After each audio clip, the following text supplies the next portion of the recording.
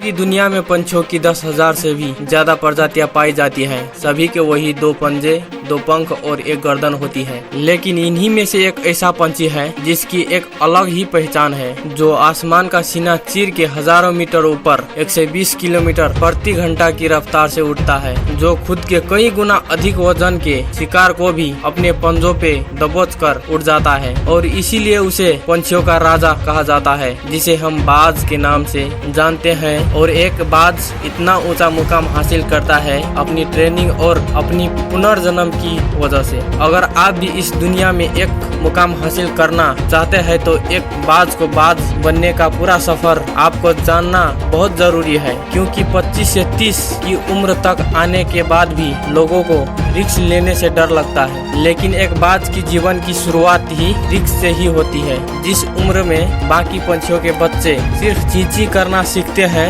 उस उम्र में एक मादा बाज अपने बच्चों को पंजों में दबोचकर हजारों मीटर आसमान की ऊंचाइयों में उड़ जाती है, उसे ये बताने के लिए कि तेरा जन्म आसमान का सीना चीर के सबसे ऊपर उड़ने के लिए हुआ है। तेरा जन्म पंछियों का बादशाह बनने के लिए हुआ है। जमीन से हजारों मीटर ऊपर ले जाकर मादा बाज अपने पंजों से उसे छोड़ देती है, और यही से शुरू होती है उसकी हाई रिस्क ट्रेनिंग। वो चूजा जमीन की तरफ तेजी से गिरने लगता है। थोड़ा नीचे आता है तो उसके पंख खुलने लगते हैं। नीचे आते आते वो अपने पंख फटफटाने लगता है, लेकिन वो अभी तक उड़ना नहीं सीखा है। वो जमीन से कुछ ही ऊपर होता है। ऐसा लगता है कि कुछ ही सेकंड में उसका जीवन समाप्त हो जाएगा, लेकिन अचानक एक पंजा उसे अपने गिरफ्त में लेता है और वापस आसमान में उड़ जाता है। वो पंजा होता है उसकी माँ का, जो उसके पीछे उड़ रही थी। उसकी ये ट्रेनिंग तब तक चलती रहती है जब तक वो उड़ना नहीं सीख जाता है। इतनी हाई रिस्क ट्रेनिंग होने के बाद इस दुनिया को एक बाज मिलता है।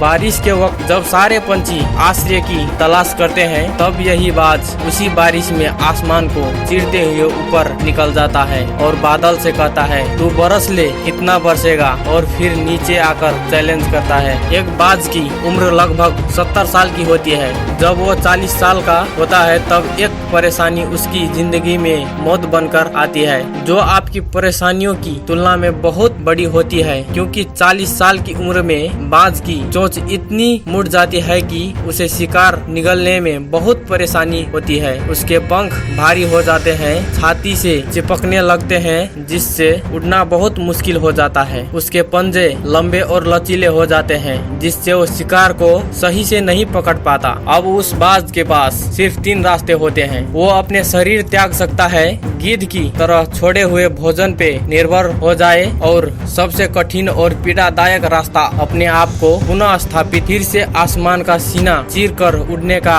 और वो इसी तीसरे रास्ते को चुनता है और अपने पास के सबसे ऊंची चोटी पे पहुंच जाता है। वहाँ पर घोंसला बनाता है और फिर शुरू होता है परेशानियों को जड़ से उखाड़ कर आसमान में उड़ने का सफर। वही अपनी चोंच को एक चट्टान पर मार मार कर तोड़ देता है, लहूलुहान हो जाता है और इंतजार करता है नई चोंच को आने का। उसके बाद अपनी नई चोंच से अपने पंजों को काट देता है और फिर इंतजार करता है नए पंजों के उगाने का। उसके बाद वो अपने एक एक पंख को अपने शरीर से अलग करता है और फिर इंतजार करता है नए पंख उगाने का। और इस प्रक्रिया में उसे समय लगता है पूरे 5 महीने का। इन 5 महीनों के कड़ी तपस्या से एक बाज का पुनः जन्म होता है। वो फिर से तैयार होता है आसमान का सीना चीर कर उड़ने के लिए। जो 3 रास्ते बाज के पास थे, वही 3 रास्ते आपके पास होते हैं। लेकिन कुछ लोग पहले रास्ते को चुनते हैं और परेशानियों के तले दबकर सुसाइड कर लेता है। ज्यादातर लोग दूसरे रास्ते को चुनते हैं। वो परेशानियों का बोझ पड़ते ही अपने लक्ष्य को छोड़कर एक नॉर्मल लाइफ जीने लगते हैं। और कुछ वो लोग भी होते हैं जो इस परेशानियों को लगातार मार कर अपनी मेहनत के दम पर बाज की तरह आसमान की बुलंदियों को छूते हैं। दोस्तों, बाज की यह ट्रेनिंग हमें बहुत बड़ी सीख देती है कि अगर रिस्क लेना पड़े तो लो, कि अपने फील्ड में अपने आप को इतना ट्रेन कर लो कि उस फील्ड में आपको आपसे ऊपर उड़ने के बारे में सोचकर लोगों के पसीने छूट जाएं, तभी आप अपने फील्ड में बादशाह कहलाओगे। दोस्तों, अगर आपको हमारी कहानी अच्छी लगी तो आपसे विनती है कि वीडियो लाइक शेयर सब्सक्राइब कर लो।